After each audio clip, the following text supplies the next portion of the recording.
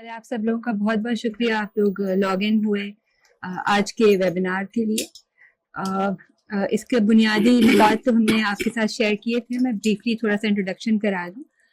सबसे पहले तो हमारे पास डॉक्टर केएस बेंगाली साहब मौजूद हैं, आप सब उनके साथ बहुत अच्छी तरह वाकिफ़ हैं।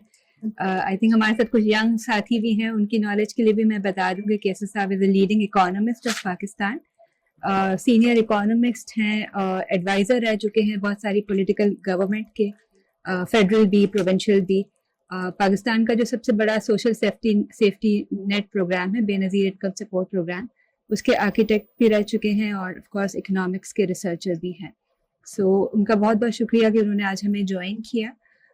आज का जो हमारा प्रोग्राम है, इसका मकसद नॉलेज फोरम के हवाले से एक डायलॉग सीरीज को ऑर्गेनाइज कराना था। नॉलेज फोरम आप सभी जानते हैं, हम कराची में बेस्ड एक छोटा सा थिंक टैंक है जो ह्यूमन राइट्स और डेवलपमेंट पर काम करता है, और हमारे काम का मकसद ये होता है कि हम कम्युनिटीज़ को फोकस करें अपने काम के ज़रिए। इस लिहाज इस ज़मरे में हमने पिछले 3 साल जब से हम काम कर रहे हैं, हमने फार्म वर्कर्स के ऊपर रिसर्च की है, ट्रेड यूनियंस की मैपिंग की है, क्लाइमेट एनर्जी नेक्सस पे कुछ रिसर्चेस की हैं, इंटरफेथ डायनामिक्स के हवाले से कुछ नॉलेज बेस्ड रिसोर्सेज प्रोड्यूस की है, और ह्यूमन राइट्स इंस्टीट्यूशन और उनके चैलेंजेस के हवाले से काम किया है, अमंग अदर थिंग्स। हमारा काम हमारी वेबसाइट पर मौजूद है, आप ज़रूर देखिएगा। पिछले 1 साल से हम एक और इनिशिएटिव को फॉलो कर रहे हैं, जिसमें हम कुछ एक डेडिकेटेड रिसोर्स जनरेशन पर काम कर रहे हैं, जिसका मकसद ये है कि पाकिस्तान में जो की इश्यूज हैं, पॉलिटिकल, इकोनॉमिक, ह्यूमन राइट्स और क्लाइमेट चेंज भी एक बहुत बड़ा इशू है पाकिस्तान में, उस हवाले से हम कुछ रिसोर्सेज प्रोड्यूस करें। उसमें उसको कलेक्ट करने के लिए हमने एक मंथली बुलेटिन निकाला है, जो कि हम पिछले तकरीबन 1 साल से रेगुलरली निकाल रहे हैं, जिसमें हम इन मौज़ूआत पर एक्सपर्ट से आर्टिकल्स लिखवाते हैं और प्रेजेंट करते हैं। और उसका मकसद ये होता है कि जो लोग पाकिस्तान से कनेक्टेड हैं, चाहे वो यहाँ पर हैं या चाहे वो बाहर हो, उनकी पाकिस्तान के बारे में समझ बेहतर हो, और उस समझ के साथ ही उस तरह की पॉलिसीज़ और एक्शंस डिवाइस किए जाएं जो सॉल्यूशंस की तरफ जाएं।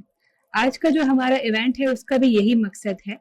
ये एक सीरीज ऑफ डायलॉग्स है जो पाकिस्तान के हवाले से हमने तरतीब दिए हैं। इससे पहले हमने एक पॉलिटिक्स पे डायलॉग करवाया था, आज हम इकोनॉमिक्स के हवाले से समझना चाह रहे हैं। और ये इसलिए भी ज़रूरी है कि एक तो पिछले 2 महीनों पहले बजट आया था पाकिस्तान में, लेकिन पिछले 2 साल से जो पाकिस्तान की माशी सूरत हाल है, जिसके बारे में कहा जाता है कि अनप्रेसिडेंटेड है कई लिहाज से। अनसर्टेनिटी बहुत ज़्यादा रही है, रिकॉर्ड इन्फ्लेशन था, पॉवर्टी बहुत ज़्यादा बढ़ी है, एक्सचेंज रेट क्राइसिस बहुत ज़्यादा डिटेरियोरेट हुआ था। तो इन सारे पिछले 2 सालों में जो बात सामने आई है, चाहे पॉलिटिकल सेटअप जैसा भी रहा हो, लेकिन आवाम की तरफ से भी और बहुत सारे क्वार्टर्स की तरफ से, चाहे वो रिसर्चर्स हों, इवन बिजनेस पर्सनस हों, सिविल सोसाइटी हो, ये डिमांड आई है कि इस इकोनॉमी की स्ट्रक्चरल रीऑर्गेनाइजेशन होने की ज़रूरत है, जिसका मतलब ये है कि गवर्नमेंट अपने एक्सपेंडिचर्स कम करे, इकोनॉमी में ज़्यादा लोगों को फ़ायदा पहुंचाने की कोशिश करे, और इसके अलावा ये कि जिस तरीके से इकोनॉमी को चलाया जा रहा है और जिस तरीके से प्रायोरिटाइज किया जा रहा है, उसको रीऑर्गेनाइज किया जाए। हमें लग रहा था कि इलेक्शंस के बाद और नई गवर्नमेंट के आने के बाद शायद कुछ हालात बदलेंगे, लेकिन हालिया बजट में हमने देखा कि it was not only more of the same, लेकिन इट वाज टफर। ना सिर्फ ये कि वर्किंग क्लास पे टैक्सेस का बर्डन डाला गया, बल्कि जो गवर्नमेंट की अपनी एक्सपेंडिचर्स हैं उसमें बहुत ही कॉस्मेटिक चेंजेस की गई। इसका मतलब कि कोई थॉट नहीं है कि आगे किस तरह चलाना है, और जो एक आखिरी हरबा होता है IMF की तरफ जाने का, वो अभी भी कंटिन्यूड है, जिसकी वजह से हमारी माशी पॉलिसी का जो एक शक्ल होती है वो वैसी ही रही है, बल्कि अब समझा जाता है कि अवाम पे और भी ज़्यादा बोझ पड़ेगा। तो इसीलिए हमने डॉक्टर केएस बेंगाली को दावत दी कि आज वो आके हमसे जो हालिया बजट और फिर इन द बैकड्रॉप ऑफ पिछले 2 सालों में जो इवेंट्स हुए हैं पाकिस्तान में, इकोनॉमिक इवेंट्स, पॉलिटिकल इवेंट्स, उस पे रोशनी डालें, और अगर हमें समझने की कोशिश करें कि ये اس سارے اکنامک لے آؤٹ کی جو ریئل سوشل کاسٹ کیا ہے سٹیزنز کے لیے، ہم اس میس سے کیسے دور ہٹ سکتے ہیں، اور یہ کہ اگر گورنمنٹ اسی پاتھ پہ چلتی رہی تو فیوچر کیا ہے. یہ کچھ سوالات ہم ان کے سامنے رکھ کر اور ڈاکٹر کیسر سے درخواست کریں گے کہ وہ بات کریں. آئی تھنک کہ وہ کوئی 25-30 منٹس بات کر سکتے ہیں، اور اس کے بعد پھر آپ لوگ سوال اگر کرنا چاہیں تو آپ لوگوں کے لیے فلور اوپن ہوگا. Thank you. Over to doctor Qaiser Iqbal. جی السلام علیکم آپ سب کو، اور شکریہ نالج فورم کا یہاں مجھے بلانے کا.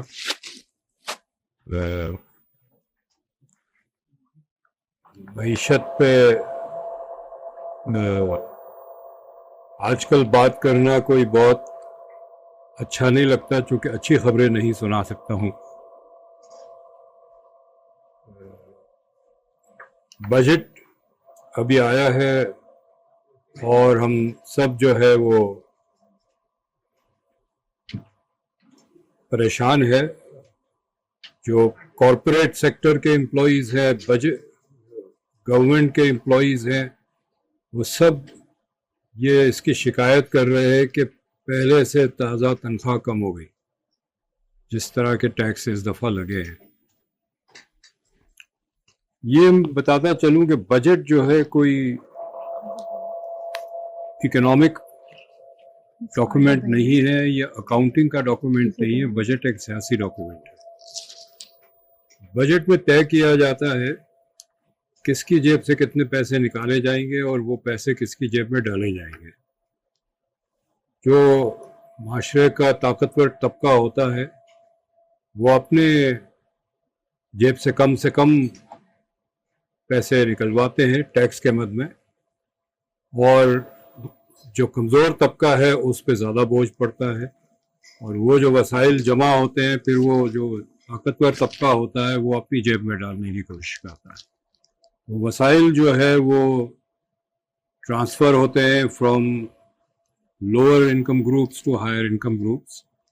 یہ مستقل ہوتا رہا ہے، بلکہ ظاہر پوری دنیا میں ہوتا ہے، اور کبھی کبھی اس کی رفتار تیز ہو جاتی ہے.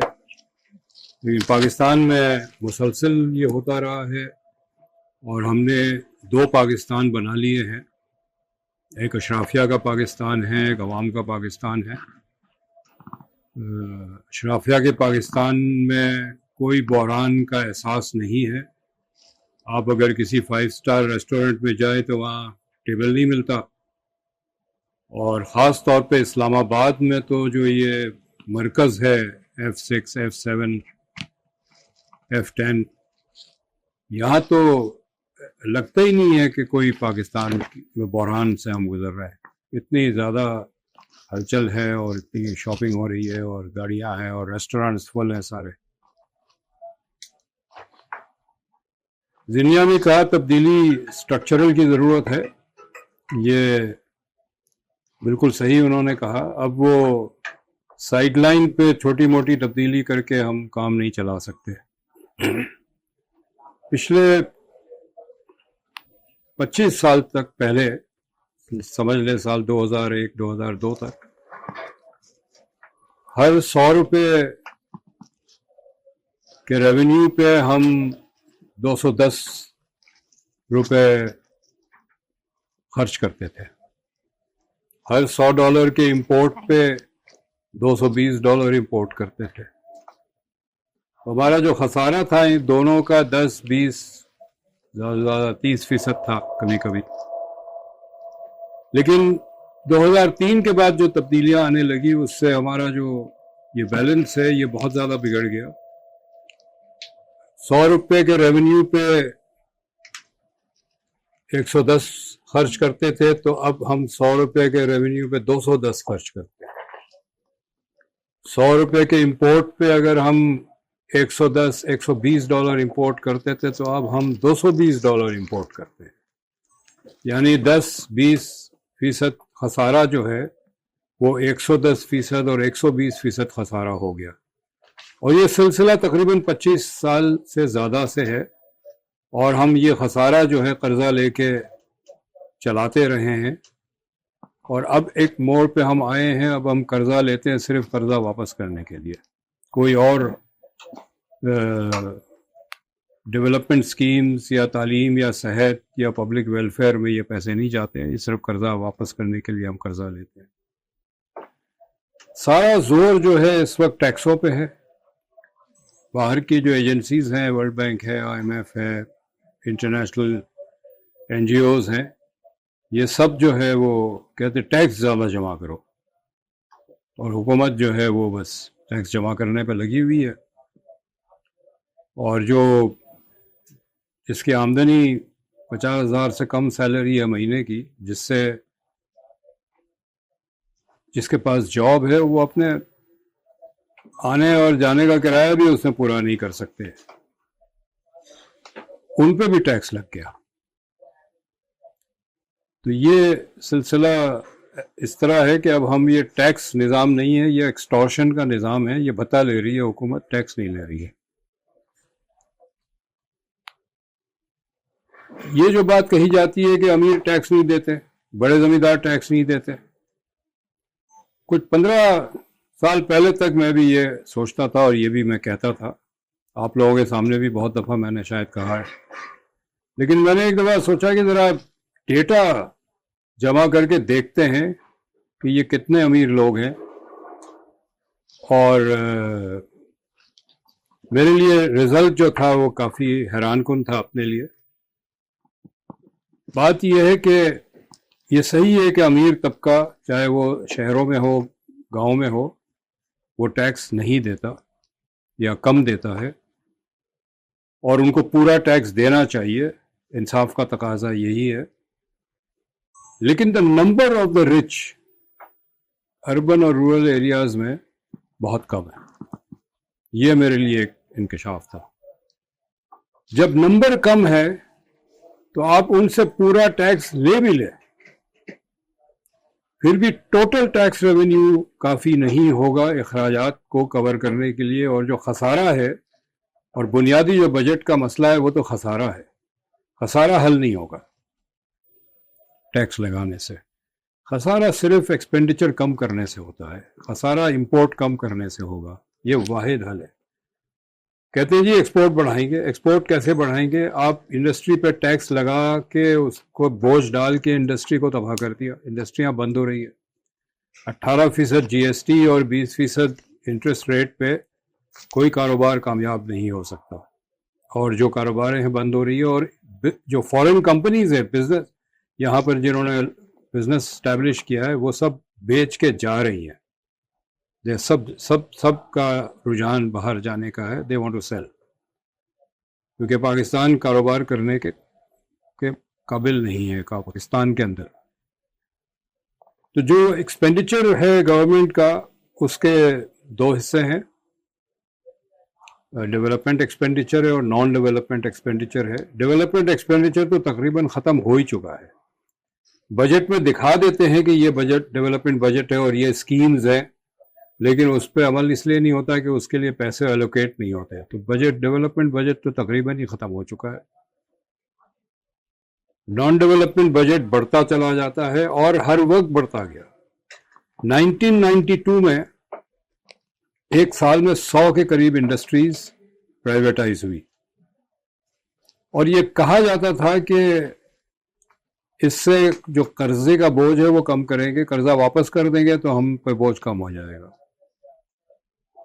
اور یہ ساری انڈسٹریز بیچنے کا جواز یہ تھا کہ یہ خسارہ میں ہے، ہمیں ان کو سبسڈی دینی پڑتی ہے، اس وجہ سے بجٹ کا خسارہ ہے، بیچ دیں گے تو یہ پیسے بچ جائیں گے۔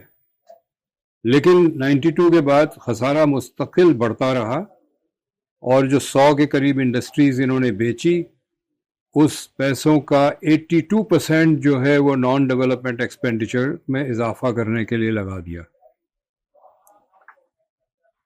2010 میں 18ویں ترمیم آئی، اس نے کنکرنٹ لسٹ ابالش کر دیا، جس سے کنکرنٹ لسٹ میں 47 آئٹمز تھے، جس کے تقریباً 40 آئٹمز جو ہے صوبوں کو چلے گئے۔ توقع یہ تھا کہ یہ منسٹریز اسلام آباد میں بند ہو جائے گی, ان کی سیونگز ہوگی, بچت ہوگی, لیکن یہ ہوا نہیں, صرف نام بدل دیے انہوں نے اور یہ کام چلتا رہا. تو ایک تو یہ ہے کہ کم سے کم 18 منسٹریز, جس کو اسلام آباد میں ڈویژن کہتے ہیں, وہ بند ہونی چاہیے. اس سے اچھا خاصا سیونگز ہوگی. اب اس میں جو ایشو یہ ہے کہ گورنمنٹ سرونٹس کو آپ نکال نہیں سکتے, وہ پرماننٹ امپلائیز ہوتے ہیں. تو یہ جو 18 17 19 20 جو ڈویژنز ہیں جو آپ اس کو بند کریں گے, تو اس کی سیلری کاسٹ تو کم نہیں ہوگی, نان سیلری کاسٹ زیرو ہو جائے گی, چونکہ وہ ادارہ آپ کام ہی نہیں کر رہا ہے, وہ کسی قسم کے ایکسپینڈیچر نہیں کلیم کر رہا ہے. اور جو سیلری کاسٹ ہے وہ اوور ٹائم کم ہوتا چلا جائے گا. کچھ گولڈن ہینڈ شیک لے لیں گے, کسی کو کہیں اور پوسٹ کر دیں گے, کچھ ریٹائر ہو جائیں گے. لیکن اس وقت یہ ادارے بند کرنے کی ضرورت ہے. 18ویں ترمیم کے بعد جو حکومت تھی فوراً, انہوں نے 17 ڈپارٹمنٹس ڈویژنز بند کیے تھے, جو بعد میں بحال کر دیے گئے واپس.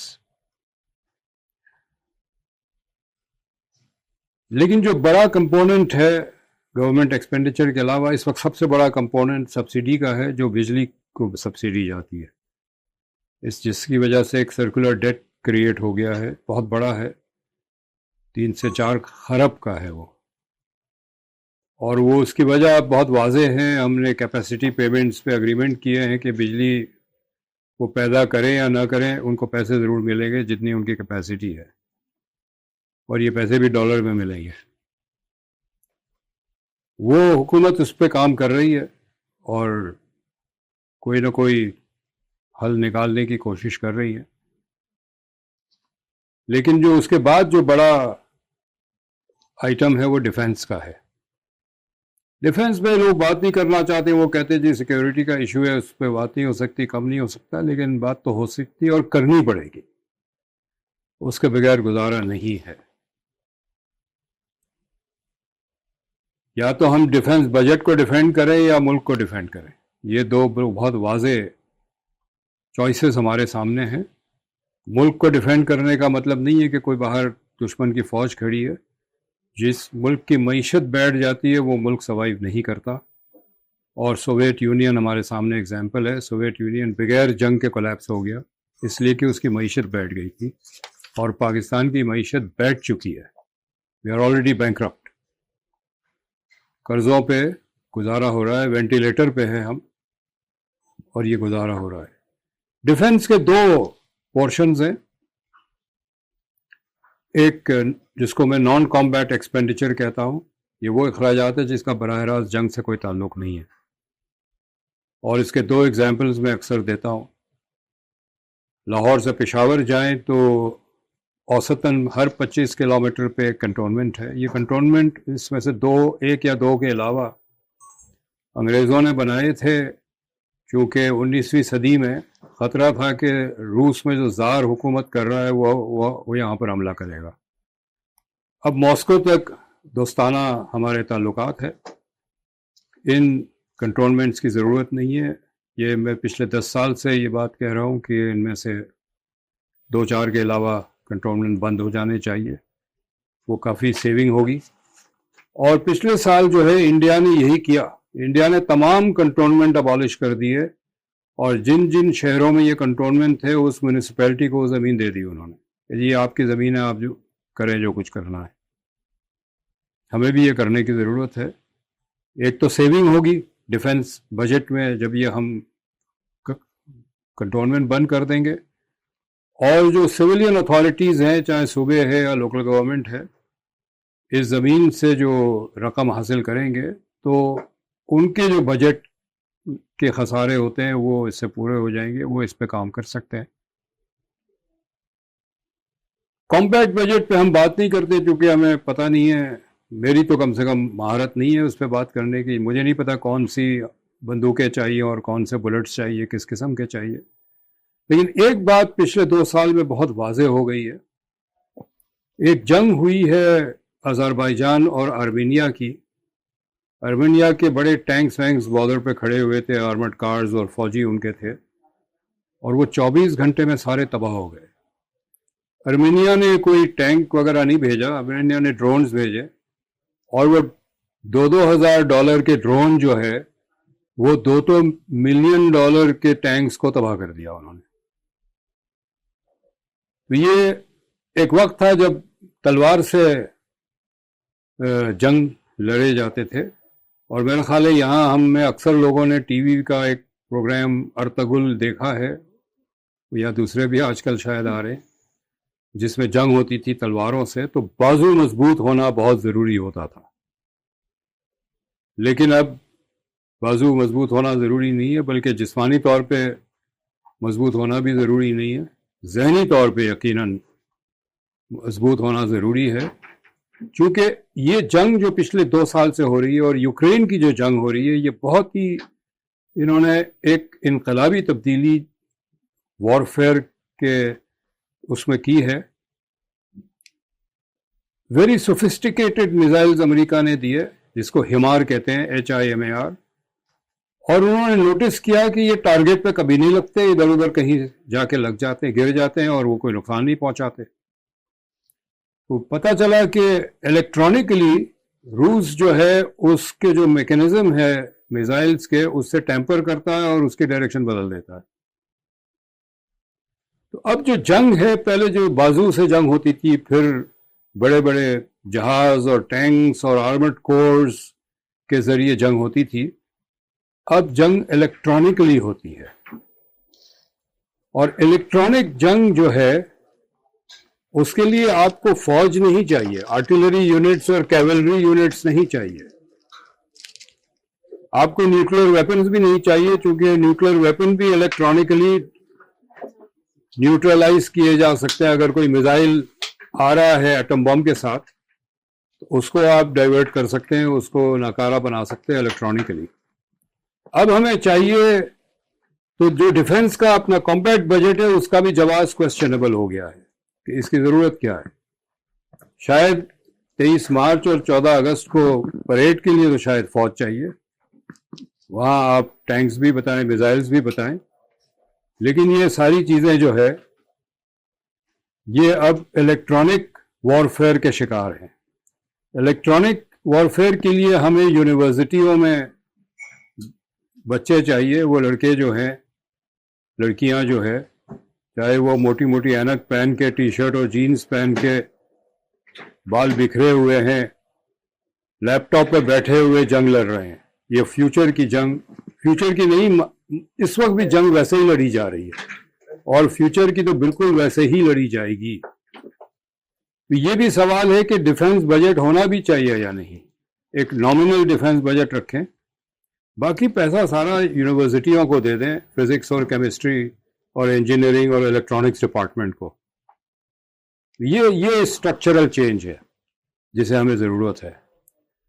فارن ایکسچینج کے مد میں ہم ہر $100 کی ایکسپورٹ پہ $220-225 امپورٹ کرتے ہیں، اور خسارہ ظاہر ہے قرضوں سے لیتے ہیں۔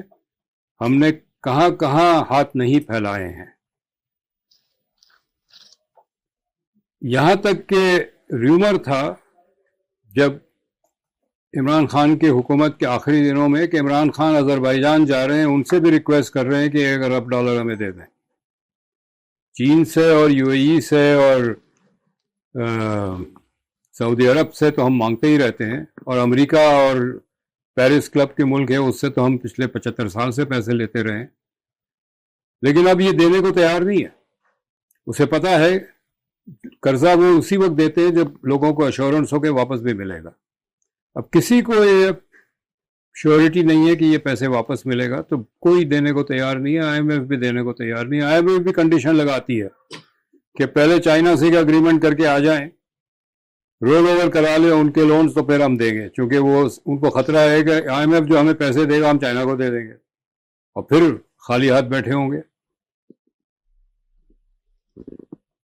اب ہم اثاثے بیچنے لگے، اثاثے بھی کوئی خریدنے کو تیار نہیں ہے۔ اگر آپ فالو کر رہے ہیں PIA کی پرائیویٹائزیشن، پہلے یہ تھا کہ جی شاید قطر ایئر ویز یا اتحاد یا اتصالات خرید لے گا پی آئی اے کو، انہوں نے تو کوئی دلچسپی نہیں شو کی. تو یہی کہ ہمارے کچھ جو کسینو اکانومی کے بڑے بڑے علم بردار ہیں، لینڈ مافیا اور اسٹاک مارکیٹ کے مافیا، انہوں نے کنسورشیم پٹ اپ کیا ہے پی آئی اے خریدنے کے لیے. پیسے تو ان کے پاس ہے نہیں، اتنے نہیں ہے کہ پی آئی اے خرید لیں. تو انہوں نے گزارش کی کہ ہم خرید لیتے ہیں، انسٹالمنٹ میں پیمنٹ کریں گے. شکر ہے کہ اسٹیٹ بینک نے وہ اسکیم شوٹ ڈاؤن کر دی، تو اب پی آئی اے بھی پرائیویٹائز نہیں ہو رہی ہے. اگر ہوگی تو کوڑیوں کے بھاؤ ہوگی. تو ہم زرعی زمین بیچنا شروع کر رہے ہیں. ابھی حال ہی میں ایک اگریمنٹ ہوا ہے ایک سعودی کمپنی کے ساتھ، 5,000 ہیکٹیئر سعودی کمپنی کو دیا گیا ہے ٹو گرو فوڈر، مویشی کی جو خوراک ہے. اب یہ سلسلہ پاکستان میں چلے گا کہ ہماری جو زرعی زمین ہے، جو صدیوں سے، جب سے انسان اس خطے میں بسنا شروع کیا ہے، ہم کاشت کرتے ہیں، کچھ نہ ہو، پہننے کے کپڑے نہ ہو، لیکن کچھ کھانے کو تو مل جاتا ہے. جو بالکل غریب کسان ہوتا ہے، وہ جو کھیت میں کام کرتا ہے، اپنے حصے کا جو فصل ہوتی ہے اس سے وہ گندم سٹور کر لیتا ہے اپنے پاس، تاکہ 6 8 10 مہینے وہ گندم چل جائے. وہ بھی نہیں ہوگا چونکہ گندم تو نہیں گرو کر رہے ہوں گے. وہی کسان جو ہے، وہی ہاری جو ہے، اب فوڈر گرو کر رہے ہوں گے ایک غیر ملکی مالک کے لیے.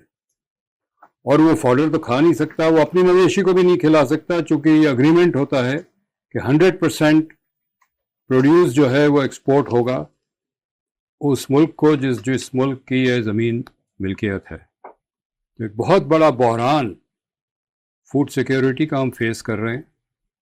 نہ صرف یہ ہوگا کہ کھانا، یہ پریشانی نہیں ہوگی کہ روٹی بہت مہنگی ہے، پریشانی یہ ہوگی کہ روٹی ہے ہی نہیں، کیونکہ جہاں گندم ہمیں گرو کرنا تھا وہاں ہم فوڈر گرو کر رہے ہیں، اور وہ بھی غیر ملکی مویشیوں کے لیے. یہ کچھ حالات ہیں اس ملک کے. جو امپورٹ بل ہے، 1/4 of the import bill is petroleum products. کیوں ہم اتنا پیٹرول پیتے ہیں؟ 2 شعبے ہیں جہاں بہت زیادہ استعمال ہوتا ہے. دو قسمیں ہیں. 7 kinds of petroleum products. There is low speed diesel, high speed diesel, furnace oil, petrol, aviation fuel وغیرہ وغیرہ. اس میں 2 بہت ہیوی اب تک تھا، فرنیس آئل اور ڈیزل. فرنیس آئل اس لیے ہیوی تھا کہ ہم اپنی بجلی فرنیس آئل سے پیدا کرتے تھے، اور پچھلے 20 سال سے ہم شور مچا رہے تھے in writing, in reports, on television, in presentation to the government کہ یہ بالکل غلط ہے. ہم اپنے وسائل، اپنے ریسورسز کو چھوڑ کے امپورٹڈ فیول سے بجلی بنا رہے ہیں، لیکن بنتی رہی یہاں تک کہ 2013 اور 2018 کے درمیان 3 پاور پلانٹس بنے کول فائرڈ، اور وہ امپورٹڈ کول پہ بنے. تھر کا کول کہ ہم استعمال نہیں کریں گے. اب کوشش کر رہے ہیں کہ تھر کا کول استعمال کریں. چائنا سے بھی بات کر رہے ہیں کہ وہ اپنے پلانٹ ہے اسے کنورٹ کر دیں فرام امپورٹڈ کول ٹو تھر کول. اور کل ہی ایک بہت اچھا آرٹیکل اخبار میں تھا، ڈان میں، کہ یہ موو تو اچھا ہے، لیکن اس کو شفٹ کرنے میں ہم جو ٹائم لگے گا دیٹ ول بی 2030. فوراً شفٹ نہیں ہو سکتا، چونکہ جو پلانٹ جس ان پٹ کے لیے بنا ہے وہ آپ ایک دم کوئلہ سارا ایک جیسا نہیں ہوتا. چونکہ تھر کا کول لگنائٹ ہے، وہ کسی اور کوئلے کے حوالے سے پلانٹ ہے، تو اس کو چینج کرنے میں ٹائم لگے گا. لیکن ڈیزل ہم بہت امپورٹ کرتے ہیں، اور ڈیزل ہم اتنا امپورٹ اس لیے کرتے ہیں کہ ہماری ساری انٹر سٹی ٹرانسپورٹ جو ہے وہ ٹرک سے ہے. Till the end of 70s major transport کا موڈ تھا انٹر سٹی گڈس ٹرانسپورٹ، وہ ریل تھا، پھر شفٹ ہو گیا روڈ کو. Now rail is 1/3 per kilometer ton cheaper than road. یعنی کم ایندھن استعمال کرتا ہے, کم کمپیئر ٹو روڈ. اگر ہم واپس چلے جائیں, ریل کو میجر سورس آف ٹرانسپورٹیشن ہم بنا لیں, اس وقت 95% ٹرانسپورٹیشن ٹرک سے ہو رہی ہے, تو ہم تقریباً 17% کم ڈیزل امپورٹ کریں گے. جیسے جیسے ہماری امپورٹ کی نیڈز کم ہوگی, ڈالر کی ڈیمانڈ کم ہوگی, اور جس ریٹ پہ ڈالر مہنگا ہوتا چلا جا رہا ہے اس میں کمی آئے گی. ڈالر اور کنزیومر امپورٹس کو بین کرنے کی ضرورت ہے. ہم اگر بڑے شہروں میں کراچی, لاہور, اسلام آباد کے سپر مارکیٹ میں جائیں تو پاکستانی چیزیں ڈھونڈنی پڑتی ہے, یہاں تک کہ کتوں اور بلی کے کھانے بھی, اور ان کے شیمپو بھی اویلیبل ہے. اور ایک سپر مارکیٹ کراچی ڈیفینس میں ہے جس نے سیکشن ہی الگ ہے ان کا, ڈاگ اور کیٹ فوڈ اور شیمپو اور چیزوں کا. اور وہ جو ڈاگ فوڈ اور شیمپو, ڈاگ فوڈ اور کیٹ فوڈز ہیں وہ وائٹامن انرچڈ ہے. ہمارے 2/3 بچے میل نیوٹریشن کے شکار ہیں, لیکن ہمارے اشرافیہ کے جو پیٹس ہیں وہ وائٹامن انرچ کھانا کھاتے ہیں جو ڈالر سے امپورٹ کیے جاتے ہیں, جو ڈالر قرضوں پہ لیے جاتے ہیں.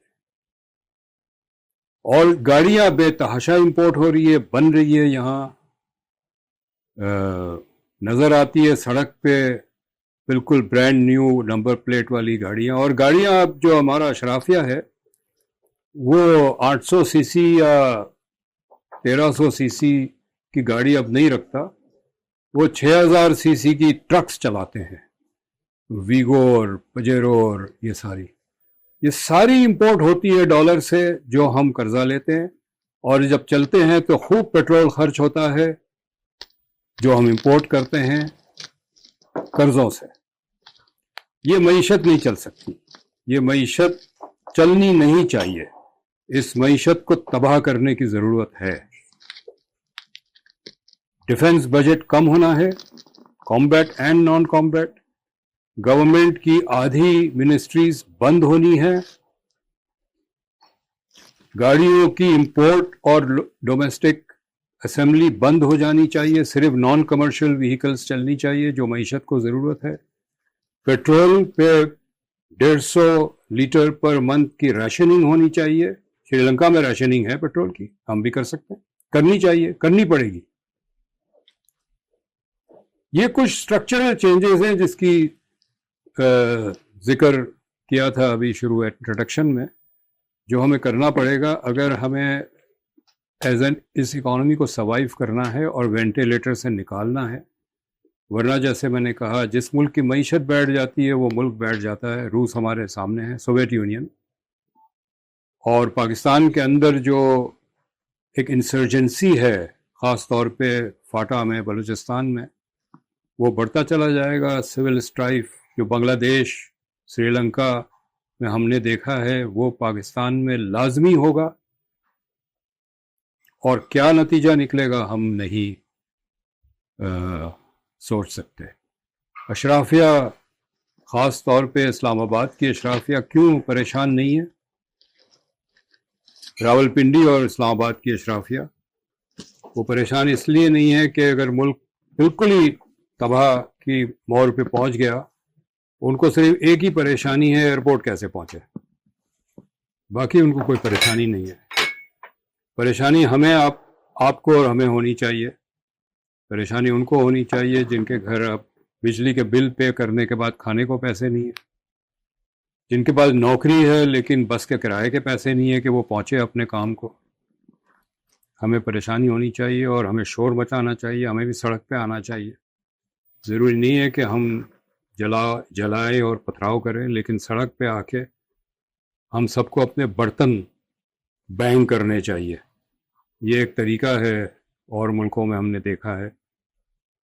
دس is what we have to do. Thank you. جی السلام علیکم. یہ ابھی ہم سوال جواب کریں گے. ہمارے ساتھ کچھ ساتھی موجود ہیں, سعید بلوچ, عثمان بانی اور ساتھ پروین سے, تو ان سے بھی ہم سنیں گے. ندیم صاحب تو میں چاہوں گا کہ پہلے جو ہمارے آن لائن دوست ہیں اگر ان میں سے کوئی سوال کرنا چاہے تو فرسٹ چانس آپ لوگوں کو ہے، بعد میں پھر ہم ساتھی یہاں موجود ہیں ان سے سوال لیں. اپنا مائک کھول سکتے ہیں آپ آرام سے، اور اگر کیمرہ بھی آن کرنا چاہیں تو آن کر سکتے ہیں.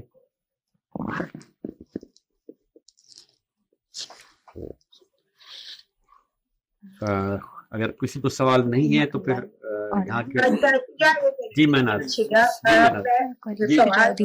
کیا ہوگا، بس میں یہی سوچ رہی تھی کہ 95 96 سے کیسر ہمیں یہی باتیں بتا رہے ہیں اور ہم سب یعنی 100% ان کی تعریف کرتے ہیں، اور ہم سب کی یہ خواہش ہے کہ ظاہر چینج ہو اور یہ جو تجاویز ہیں ان پہ عمل کیا جائے. کہ وہی بات ہے کہ اشرافیہ تو نہیں ہونے دیں گے، جس کو اتنے مزے مل رہے ہیں وہ کیوں کریں گے. اور پھر یہ ہم یہ چاہتے کہ عوام نکلے تو اس کے قصے میں کہ وہ بھی نکل گئے ابھی تک میں نے دیکھا تھا، تو پتہ نہیں وہی کہ سمجھ نہیں آتا. تو اس میں میں کیا سوال کروں اور کیا نہ کروں، یا تو انتظار کریں کہ یہاں بھی اسٹوڈینٹس بنگلہ دیش کی طرح نکل آئے یا کوئی پتلا کی تحریک جب اچانک شروع ہو گئی تھی ایسے کچھ اچانک شروع ہوگا. یہ نہیں کچھ نہ کوئی پارٹی ہے نہ کوئی پلاننگ ہے، ایسے موقع دیکھیں. جی میں جواب جی مناب، آپ نے اسٹوڈنٹ کا ذکر کیا. بنگلہ دیش میں اسٹوڈنٹس نے اپرائزنگ کی تھی، اور آپ کو اور مجھے یاد ہوگا ایوب خان کا دور، وہ بھی اسٹوڈنٹس نے شروع کیا تھا. اس وقت بھی ہمارے اسٹوڈنٹس بہت ووکل تھے. اب یہ نہیں ہو سکتا. اب اس لیے نہیں ہو سکتا ہے کہ ہم نے معاشرے کو اتنا بانٹ دیا ہے. وہ اسٹوڈنٹس جو تھنکنگ ٹائپس ہیں، جو پڑھتے ہیں، جو ان کے پاس تھوڑی ہسٹری ہے کہ ملکوں میں انقلاب کیسے آیا، پولیٹیکل موومنٹس کیسے ہوئے، وہ سب ایلیٹ یونیورسٹیز کا حصہ ہے، اور ان کا صرف ایک ہی مقصد ہے کہ ڈگری لے کے باہر چلے جائیں. ان کا واسطہ نہیں ہے پاکستان کے عوام سے. میں پڑھاتا ہوں اور میں ہر کورس میں اسٹوڈنٹس کو کسی بہت ہی پسماندہ علاقے میں کراچی میں لے جاتا ہوں، اور ان کو کوشچنرز دے دیے جاتے ہیں. ان سے کہتے ہیں کہ آپ ایک ایک گھر میں ڈسٹریبیوٹ ہو جائیں، ان سے یہ کوشچنر فل کریں، دیکھیں، اور بعد میں آ کے رپورٹ لکھیں. یہ میرے کورس کا ایک ہمیشہ ایک لازمی وہ ہوتا ہے. I can tell you that 90% of students واپس آ کے شوق میں ہوتے ہیں.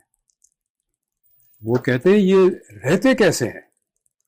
ہم کو ابراہیم حیدری 2 دفعہ لے گئے، اس سال بھی لے گئے. یہ سعید بلوچ یہاں بیٹھے ہیں، انہوں نے ہمیں انتظام کر کے دیا تھا. تو وہ ان کو وہاں پر گھروں کے اندر جو ہے وہ there is no furniture. The only furniture is a piece of string جس پہ کچھ کپڑے لٹکے ہوئے ہیں، جو ان کے 2-4 ایکسٹرا کپڑے ہیں. باقی بس وہی ہے، زمین مٹی کی زمین ہے، وہی رہتے ہیں. اور یہ حال جب وہ دیکھتے ہیں تو ان کو یقین نہیں آتا. And Ibrahim Hyderi is only 20 minutes away from Defence. تو ہماری یہ جو اسٹوڈنٹ کمیونٹی ہے ایلیٹ یونیورسٹیز کی، ان کو بالکل کوئی احساس نہیں ہے. یہ کبھی اپنی زندگی میں بس میں نہیں بیٹھے. ایک کسی کو ڈیفنس کے میں کچھ دوست تھے، ان کے ایک گروپ میں کوئی PCHS میں رہتا تھا، تو وہ ان کو پک کرنے جانا تھا، تو سب کے والدین نے کہا کہ کلفٹن برج کراس کرنے کی اجازت نہیں ہے. یہ اور جو پبلک یونیورسٹیز ہیں وہ تو ان کے حالات کچھ ایسے ہیں کہ جس یونیورسٹی آنے کے بچوں کے پاس کرائے کے پیسے نہیں ہوتے، وہ کیا احتجاج کریں گے. تو آئی تھنک ہم اس وقت اسٹوڈنٹ سے بھی کوئی بہت توقع نہیں رکھ سکتے، چونکہ ریاست نے اسے بانٹ کے ڈیوائڈ کر کے کمپارٹمنٹلائز کر دیا ہے، اور کوئی مجھے لگتا نہیں ہے کہ اسٹوڈنٹس کی طرف سے کوئی چیز شروع ہوگی. جی سلیمان جی کیسر صاحب، تھینک یو ویری مچ. آپ نے ایک پوری حقیقت بتائی جو بالکل صورتحال پاکستان نظر آتی ہے، اور ہم بھگت بھی رہے ہیں پورے پاکستان میں صورتحال.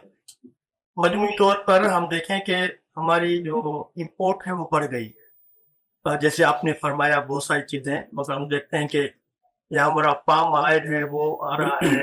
इसके अलावा अभी भी जून में 77 बिलियन का जो मोबाइल्स आए हैं, इस तरह की बहुत सारे इम्पोर्ट्स हो रही हैं। दूसरा ये है कि स्टूडेंट्स का सिलसिला ये है, एलीट क्लास का जो स्टूडेंट है, they are mostly in the higher well educated and well post areas में जो schools हैं उसमें पढ़ते हैं, और they have all facilities.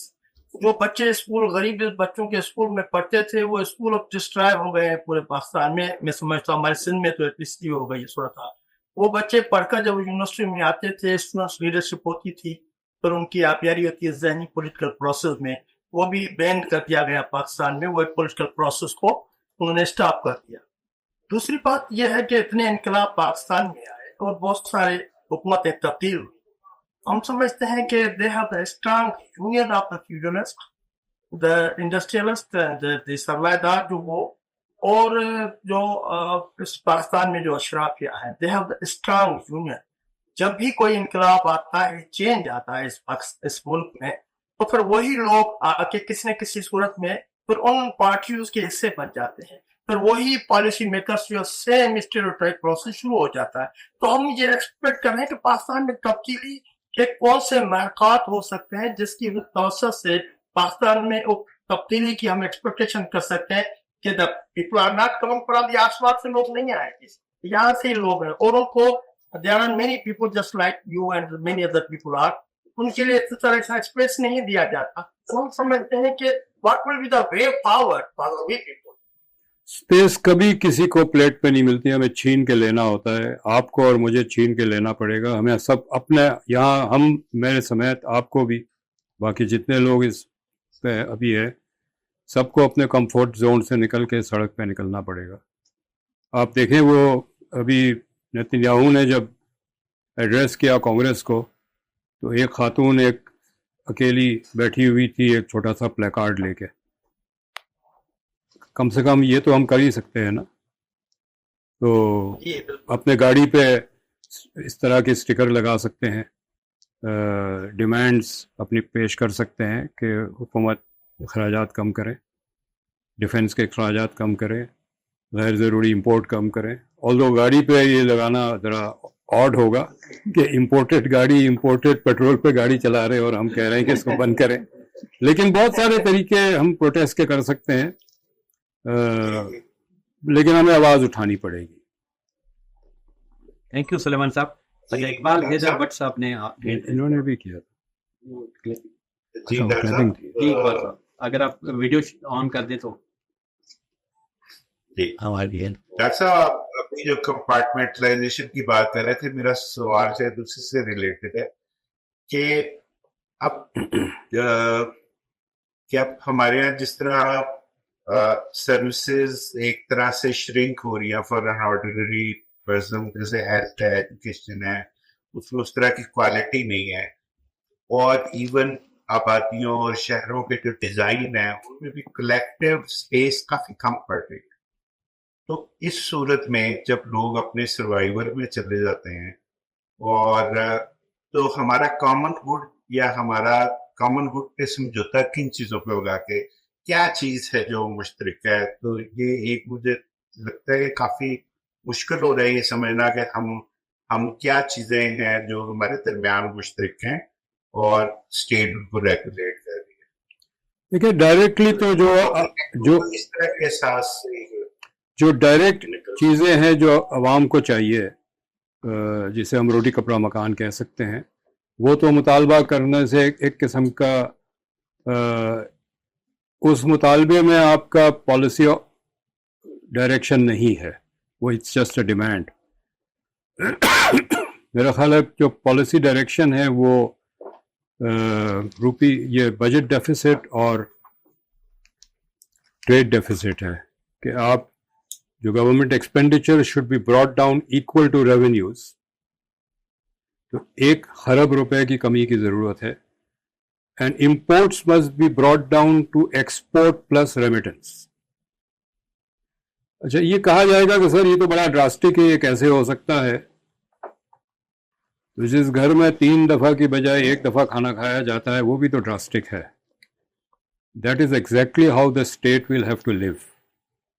State کو ویسے ہی رہنا پڑے گا, ریاست کو ویسے ہی رہنا پڑے گا جس سے اس ملک کا باٹم 10% رہتا ہے. اور یہ ہم سننے کو تیار نہیں ہے کہ کیسے کریں گے. کیسے کریں گے یہ ان کا کام ہے کہ بتائیں کیسے کریں گے, اور ہمیں پتہ ہے کیسے کریں گے. At least I can 50% answers تو میں دے سکتا ہوں. میرے جیسے اور بہت سارے ایکسپرٹس ہیں اس ملک میں, ہر شعبے میں ہیں, صرف اکنامکس میں نہیں ہے, جو یہ بتا سکتے ہیں. مثلا جو 3-4 بہت ضروری ہماری فوڈ آئٹمس ہیں, گندم ہے, دال ہے, کھانا پکانے کا تیل ہے, پیاز ہے, یہ بالکل بنیادی ہے. یہ ہم نے امپورٹ کے حوالے کر دیا. About 10 to 15% of wheat is imported. 90% of pulses, دال جو ہے ہم امپورٹ کرتے ہیں. 100% جو کوکنگ آئل کا را مٹیریل ہے وہ امپورٹ کرتے ہیں, پام آئل. اور امپورٹ کرنے کا مطلب یہ ہے کہ جیسے جیسے ڈالر مہنگا ہوتا ہے فوڈ آئٹمز مہنگے ہوتے چلے جاتے ہیں. اور فوڈ کانسٹیٹیوٹ 70 to 90% آف اے پور مینس بجٹ. اگر کوئی 10,000 روپیہ کماتا ہے مہینے کا تو 7,000 تو کھانے میں چلے جاتے ہیں منیمم. 7 سے کچھ جو بہت غریب ہیں ان کے تو 10,000 میں سے 9,000 کھانے پہ چلے جاتے ہیں. تو کھانے کی چیزیں اگر مہنگی ہوگی تو سب سے زیادہ ہٹ ہوگا وہ بالکل غریب ترین طبقہ. اس کو پروٹیکٹ کرنے کے لیے ضروری ہے کہ ہم گندم, دال, کوکنگ آئل کا را مٹیریل یہ ڈومیسٹکلی پروڈیوس کریں. اس کے لیے ضروری ہے کہ ہم ایکریج فکس کریں کہ یہ گندم کا اتنا ایکریج منیمم ہے.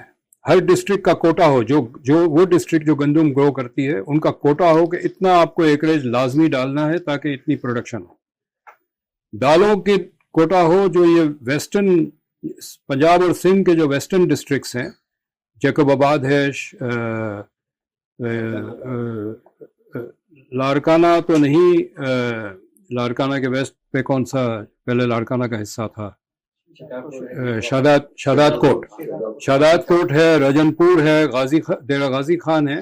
یہاں پر دالیں گرو ہو سکتی ہے. ان کو آپ مخصوص کر دیں کہ آپ صرف دال گرو کر سکتے ہیں. سن فلاور ملک کے بہت سارے علاقوں میں گرو ہو سکتا ہے اور ان کو بہت پانی بھی نہیں چاہیے, یہ بھی انکریج کریں. شوگر کین جو ہے یہ تو ایک کرمنل کراپ ہے. اس پہ 2 دفعہ سبسڈی دی جاتی ہے اور سبسڈی بجٹ سے آتا ہے جو کنٹریبیوٹ کرتا ہے بجٹ کے خسارے کو. پہلے ہم پروکیورمنٹ پرائز بڑھا دیتے ہیں شوگر کین کا, تو جو کاشتکار ہے اس کو بہت اچھے پیسے ملتے ہیں, گارنٹیڈ پیسے ملتے ہیں. چونکہ زیادہ پیسے ملتے ہیں وہ زیادہ رقبہ شوگر کین کو لگا کے دیتے ہیں. کیونکہ زیادہ رقبہ شوگر کین کو ہے تو پروڈکشن زیادہ ہوتی ہے. جب پروڈکشن زیادہ ہوتی ہے تو شوگر مل کہتے ہیں کہ جی پچھلے سال کی شوگر ہمارے گودام میں پڑی ہے, اس سال ہم شوگر کین نہیں خریدیں گے.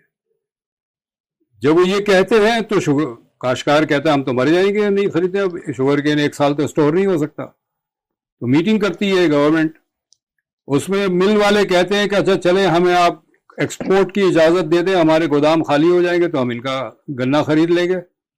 لیکن چونکہ انٹرنیشنل پرائس کم ہے تو ہمیں آپ کو پیسے دینے پڑیں گے ایکسپورٹ کرنے کے لیے. وہ پھر پیسے دیتے ہیں ان کو. یہ کرمنل نظام ہے شوگر کین کا. اور شوگر کین صرف کوسٹل ایریا میں گرو ہوتا ہے دنیا بھر میں. تو شوگر کین جو ہے صرف ٹھٹا بدین سجاول میں گرو اجازت ہونی چاہیے, باقی کہیں شوگر کین کی اجازت نہیں ہونی چاہیے. یہ زمین جو فری ہو اس میں ہم جو ہماری ضروریات کی چیزیں گندم, دال, سن فلاور آئل اور یہ چیزیں گرو کریں, اور کاٹن گرو کریں چونکہ کاٹن ہمارا بیک بون ہے معیشت کا. شوگر کین کی وجہ سے کاٹن کا رقبہ کم گرو لگایا جاتا ہے اور اب ہم کاٹن امپورٹ کرتے ہیں ٹیکسٹائل بنانے کے لیے. تو پوری ہماری معیشت جو ہے وہ الٹ کر رکھ دی گئی ہے. چند طبقوں کو کے خاطر معیشت چلائی جاتی ہے, ملک کے خاطر معیشت نہیں چلائی جاتی. یہ تبدیل کرنے کی ضرورت ہے. اچھا, ابھی ہم 1-2 سوال یہاں سے جو ساتھی بیٹھے ہیں اسے لے کے پھر آپ لوگوں کی طرف دوبارہ آئیں گے. تو آپ پہ کوئی سوال کرنا چاہیے کمنٹ؟ ڈاکٹر صاحب ہمیشہ انریچ کرتے ہیں ہمیں.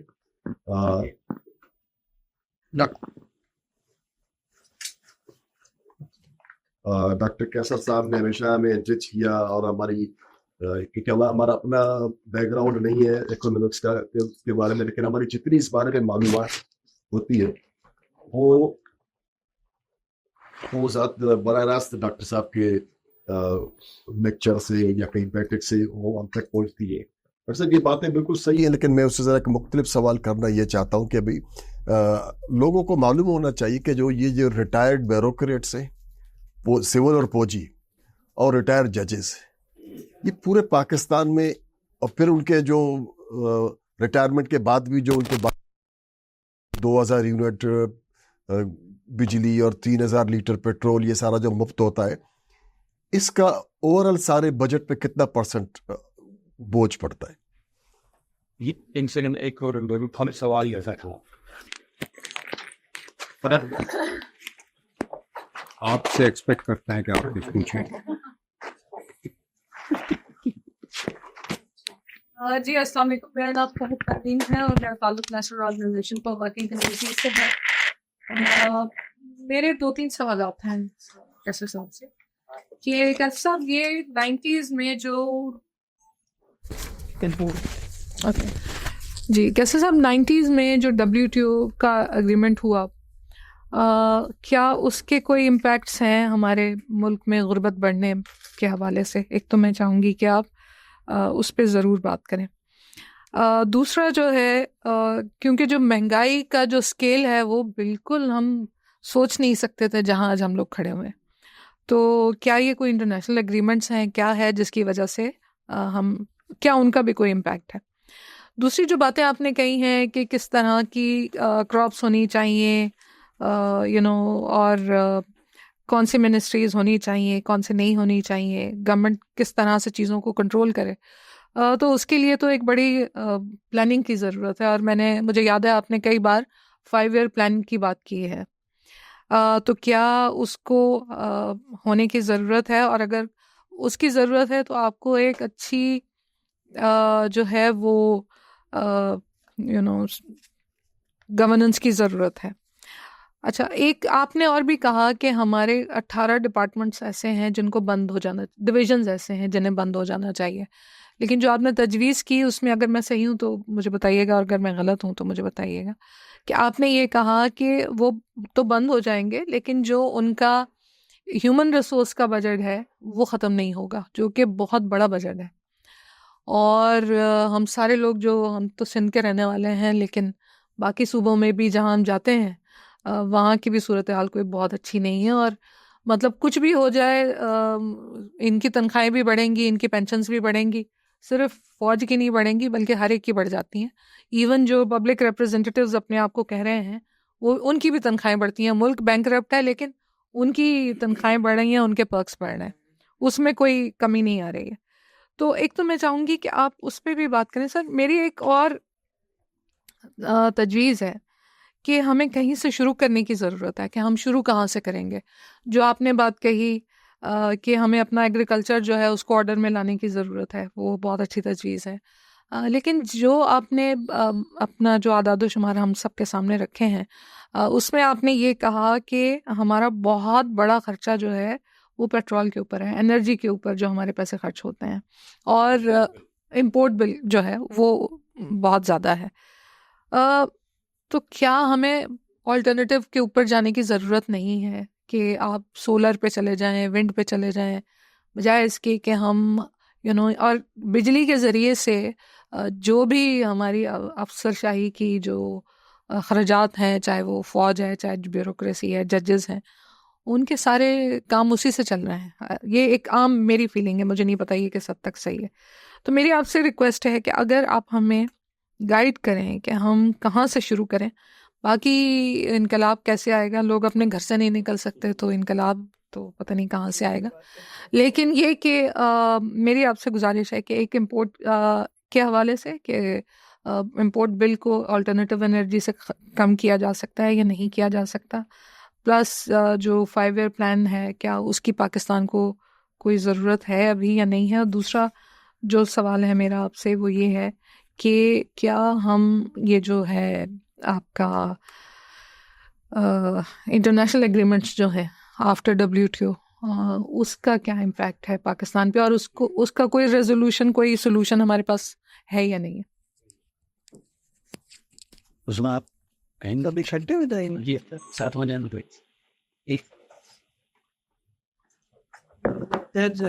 بہت کچھ تو ظاہر سوئی رہا ہے کر لیا ہے. آپ انقلاب کی بات کر رہے ہیں جیسے فرحت نے کہا, یہاں تو لوگ ہم لوگ جاتے ہیں پریس کلب پر تو 10 لوگ ہمارے ساتھ کھڑے ہوتے ہیں, وہی چہرے نظر آتے ہیں, تو انقلاب تو یہاں تو دور کی بات ہے.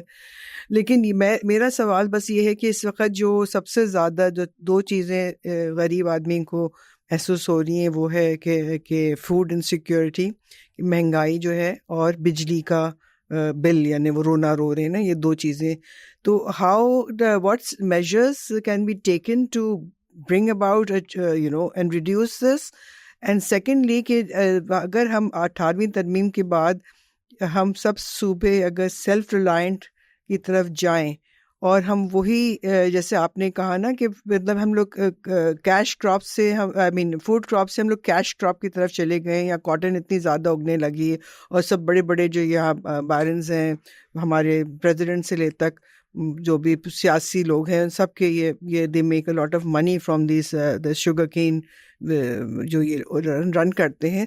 تو پھر ہم کیسے ایکسپیکٹ کر سکتے ہیں کہ یہ جو ہیں جو پاور میں ہیں جو اس سے فائدہ اٹھا رہے ہیں وہ کچھ عوام کے لیے کر سکیں گے؟ کس طرح کر سکیں گے کہ وہ جو آپ نے ریکمنڈیشن دی ہیں کہ what we need to do to become self reliant and self sufficient, how do we bring about that change and what can we do as civil society and make these demands of them? کیا ان کو ہم کس طرح سے approach کریں اور کیسے ہم یہ اپنی خواہشات پوری کروا سکیں؟ Thank you. جی اب کیسر صاحب آپ.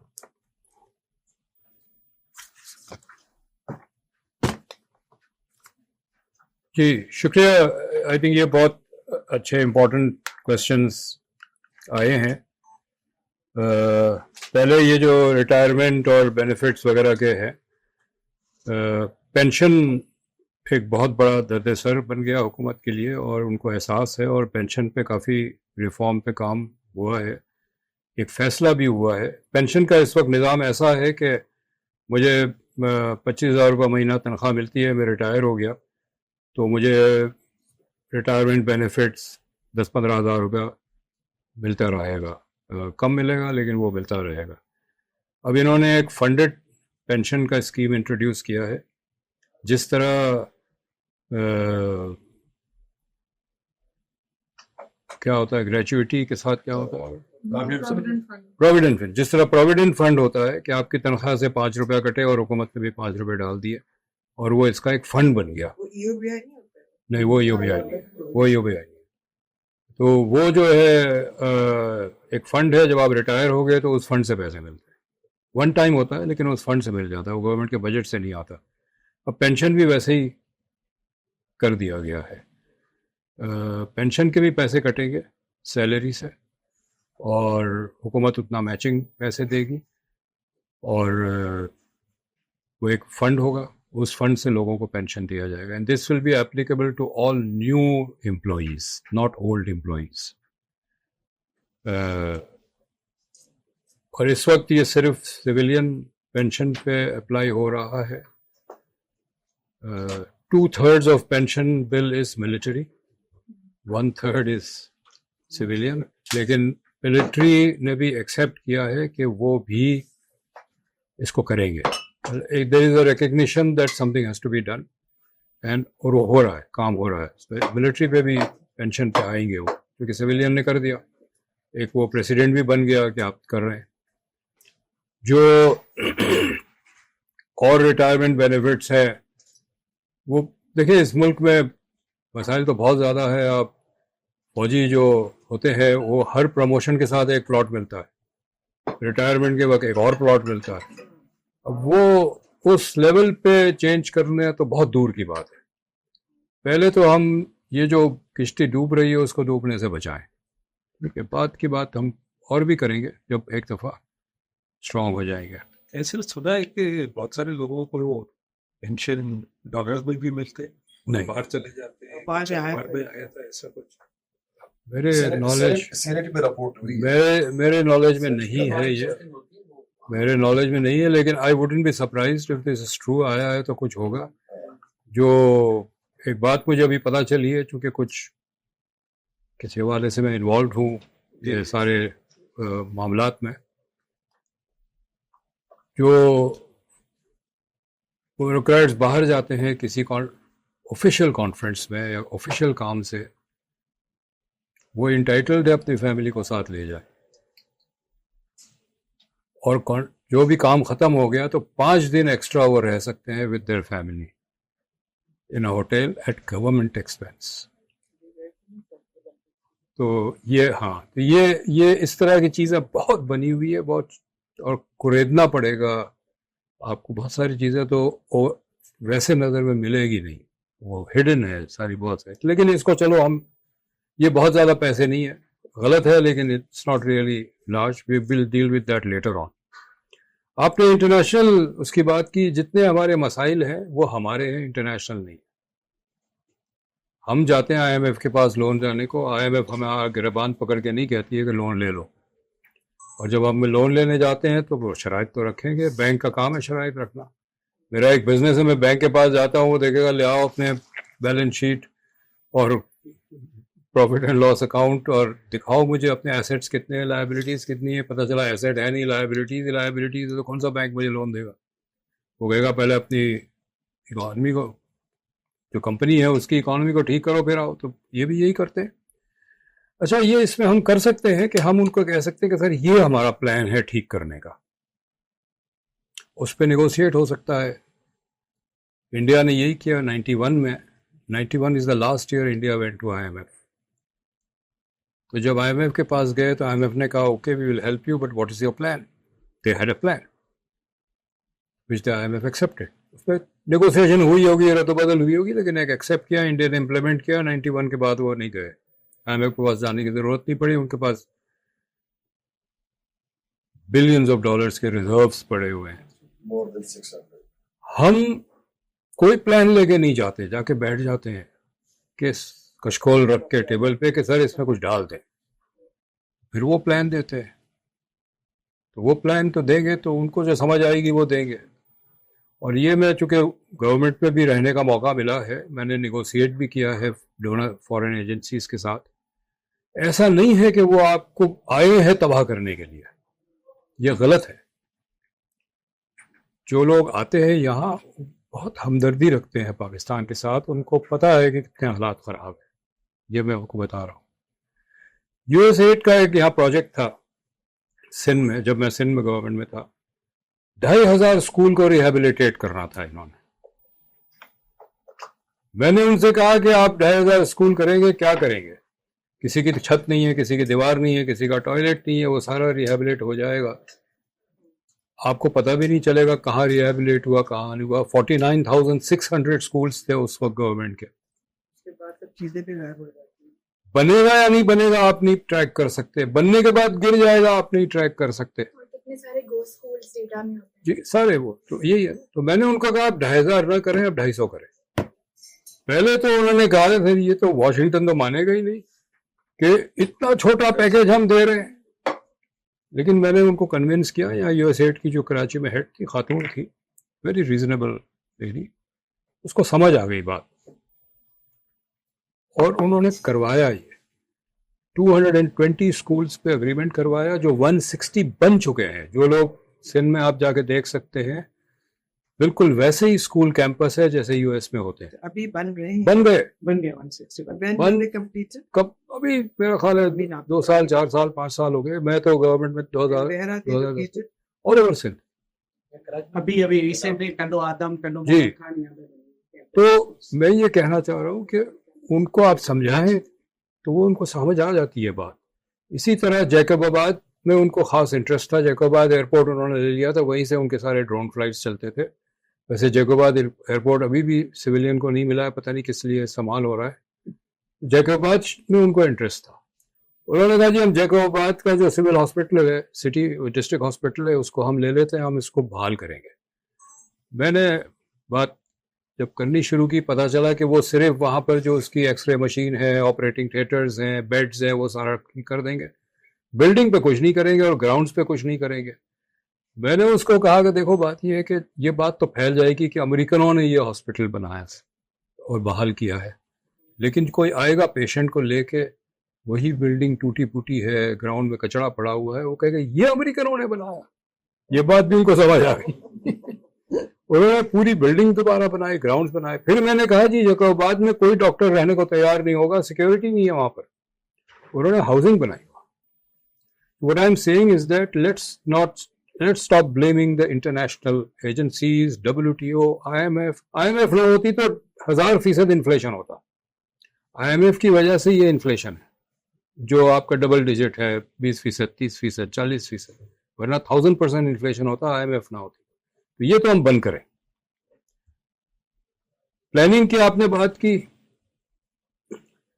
डेफिसिट को प्लान करने की जरूरत नहीं है। हुकूमत एक फैसला करे कि कल से ये 15 या 20 डिविजन्स बंद, 6 महीने का टाइम दिया जाता है, ये अपने मामलात को वाइंड अप कर दें, जो ऑन गोइंग प्रोजेक्ट्स है उसे कंप्लीट कर दें या किसी को ट्रांसफर कर दें, जो पेमेंट्स करनी है वो पेमेंट्स कर दें, जिनसे लेनी है वो ले लें, जो कोर्ट के केसेस हैं वो सेटल कर दें, लेकिन आप 6 महीने का टाइम दें। It will be done. Argentina has done this 2 weeks ago. They just announced that this ministry will no longer exist. उसके लिए प्लानिंग की जरूरत नहीं है। फौज भी अगर कहती है कि हम कंटोनमेंट बंद कर रहे हैं, उसमें बहुत सारी रिलोकेशंस करनी पड़ेगी। फौज को चले 2 साल दे दें कि आप 2 साल के अंदर ये जो कंटोनमेंट्स हैं, जो आपके 2-3 बहुत क्रिटिकल है, लाहौर का क्रिटिकल है, गुजरावाला का क्रिटिकल है, शायद पेशावर का क्रिटिकल है, उससे आगे क्रिटिकल है, और काकुल है, वो तो जाहिर ट्रेनिंग ग्राउंड है, वो तो रहेगा। तो आप बाकी बंद करें, ऐलान कर दें कि ये बंद, और 2 साल दिए हैं फौज को कि ये अपने वाइंड अप कर दें। बहुत सारी चीज़ें रिलोकेट करनी पड़ेगी, मुझे पता है रिलोकेट करनी है, क्योंकि क्वेटा में एक सड़क निकाली गई थी, उसमें एक पोर्शन उनके कंटोनमेंट का आ रहा था, तो वो ज़मीन कंटोनमेंट से ली थी, तो उनको वो शेड्स को डिमोलिश करके अपने चीज़ों को वहाँ रिलोकेट करना पड़ा था। उसमें भी कुछ साल लग गया था। Part of it was just paper work, but so it has to be done, so it can be done. ये कोई 5 ईयर प्लान बनाने की ज़रूरत नहीं है, गवर्नमेंट फैसला करे। इस वक्त जो मसला हो रहा है, ये कमेटी आफ्टर कमेटी बनाते हैं, डिस्कशंस होती रहती है, और every department comes and says हमारे बगैर तो मुल्क चल ही नहीं सकता। एक डिपार्टमेंट को कहा गया कि सर आप 15 साल से आपने किया क्या है? उन्होंने कहा जी नहीं किया, लेकिन पोटेंशियल है तो बंद न करें। तो जब आप उनसे पूछेंगे तो यही कहेंगे कि सर हमें बंद न करें, हमारे बगैर तो मुल्क ही नहीं चल सकता। लेकिन ऊपर से एक फैसला हो जाए कि सर ये बंद करें, और बहुत कॉन्स्टिट्यूशन ने दिया हुआ है। 18th अमेंडमेंट ने एक लेजिस्लेटिव लिस्ट है फेडरल, उसके अलावा जो डिवीजन से बंद कर दें। फिर बात करें कि अच्छा इसमें कौन सी जरूरी से, उस लिस्ट में वाटर नहीं है, पता नहीं क्यों रह गया वाटर। पानी तो फेडरल सब्जेक्ट होना जरूरी है, क्योंकि इंडस रिवर 5-4 सूबों से, 5 गिलगित बल्तिस्तान से होता हुआ आता है, तो वो ऐड करने की जरूरत है, वो कर लें bye negotiation with the agreement of the provinces. लेकिन ये तो है ना, फूड मिनिस्ट्री है, हेल्थ है, एजुकेशन है, ये तो उस लेजिस्लेटिव लिस्ट में है नहीं, वो तो सीधा सीधा बंद करे। अगर उसमें कुछ फंक्शंस हैं जो फेडरलाइज होनी है, वो फिर उसको देख लें कौन करेगा इसको। So it doesn't need any planning. Energy पे बहुत काम हो रहा है, एनर्जी पे बड़ा जोर है। They are moving away from imported fuel, कोशिश की जा रही है। आज की खबर है कि कुछ तकरीबन 15 IPPs का लाइसेंस उन्होंने कैंसिल किया है। मुझे अभी तक कितना सही है कितना गलत है, ये जो कैपेसिटी पेमेंट्स लेते थे, तो उन्होंने कुछ किया है। इमरान खान के हुकूमत में کچھ آئی پی پی اس کے ساتھ نیگوسیٹ بھی کیا انہوں نے, اور جو ڈالر میں پیمنٹ کرنے والا پروویژن تھا وہ انہوں نے چینج کر کے روپی میں کر دیا, اور روپی کا ریٹ فکس کر دیا 145 یا 148. تو اب جب ڈالر تقریباً 300 کا ہو گیا تو ان کو بہت نقصان ہو رہا ہے, لیکن گورنمنٹ کو فائدہ ہو رہا ہے. تو یہ کچھ چیزیں انہوں نے کی ہے. سولرائزیشن پہ بھی کام ہو رہا ہے. اور آپ نے کہا پریس کلب پہ 10 لوگ بھی نہیں آتے, کیسے آئیں گے؟ آپ انٹرنیٹ پہ لگا دیتے ہیں کہ ایک مظاہرہ ہو رہا ہے, کون آئے گا؟ آپ کو چاہیے کہ آپ محلوں میں جائیں, باتیں کریں, جمع کریں, ان کو لے آئیں. ہم وہ نہیں کرتے, پہلے کرتے تھے. اور ایک دفعہ جانے سے وہ نہیں آئیں گے, آپ کو جا کے پورا نیٹ ورک بنانا پڑے گا اس محلے میں. ہفتے میں ایک دفعہ, مہینے میں ایک دفعہ جائیں, ان کی باتیں سنیں, ان کے مسائل کیا ہیں ان کو حل کرنے کی کوشش کریں. پھر وہ کہیں گے کہ چلو یہ مسائل دیکھیں, ہم یہاں حل نہیں کر سکتے, یہ ریاست کا مسئلہ ہے, ہمیں حل کرنے کے لیے وہ جانا پڑے گا قائد اعظم کے مظاہر کے سامنے, یا سیکریٹریٹ کے سامنے, یا گورنر ہاؤس کے سامنے, وہاں جانا پڑے گا. تو پھر وہ آئیں گے آپ کے, کیونکہ آپ نے ان کے ساتھ ایک ریلیشن شپ کریٹ کی ہے ٹرسٹ کی, کہ آپ ان کے بہاف پہ لڑنے کو تیار ہے.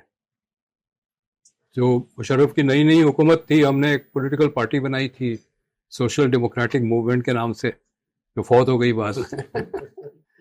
تو میں لاہور میں تھا, اور جو نیا جو ریلوے منسٹر بنا تھا وہ فارمر ISI کا چیف تھا. اس نے اعلان کیا کہ میں 3 مہینے میں ریلوے کا خسارہ ختم کر دوں گا, اور اس کا پلان یہ تھا کہ جو ریلوے کی زمین پہ کچی آبادی ہے اس کو خالی کرا کے زمین بیچیں گے اور خسارہ ختم ہو جائے گا. یہ وہ بھول گیا کہ یہ آبادی جو ہے وہ 1947 سے ہے, اور 3 4 6 منزل کے گھر بنے ہوئے ہیں, ان کے لیجیٹیمیٹ بجلی کے بل ہیں, اور ساری چیزیں ہیں. اینی وے ہمیں صبح 4 بجے فون آیا, میں وہاں ٹھہرا ہوا تھا, کہ جی بلڈوزرز آ گئے ہیں. اور پہنچ گئے وہاں, ہم سب بیٹھ گئے بلڈوزر کے سامنے. اچھا, ہمارے لاہور کا جو گروپ تھا وہ بڑا ایکٹیو تھا, اور وہ ان محلوں میں کافی کام کر چکا تھا. ہم جب بیٹھے تو سارا محلہ آ کے بیٹھ گیا وہاں پر کہ چلاؤ بلڈوزر.